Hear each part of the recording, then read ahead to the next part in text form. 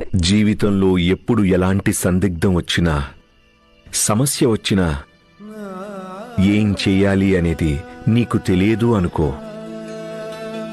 అప్పుడు కేవలం సత్యమార్గంలోనే నడువు. అదే సరైన దారి అవుతుంది. దైవం ఎన్నడూ మంచివారి పట్ల చెడు జరగనివ్వడు. నీ భక్తి ఏ భగవంతుడి మీదైనా ఉండని, ఆయన నిన్ను ఎప్పుడూ ఒంటరిగా వదలడు. కానీ కష్టాలని నువ్వే స్వయంగా ఎదుర్కోవాల్సి ఉంటుంది. ఎందుకంటే కష్టాలు మన కర్మ ఫలితాలు.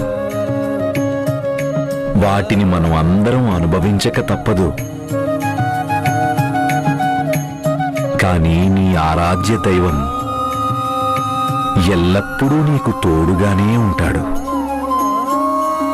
నీకు ఫలితం ఇస్తూ ఉంటాడు. ఆ సమస్యల్ని ఎదుర్కొనే సాహసం ఇస్తూ ఉంటాడు.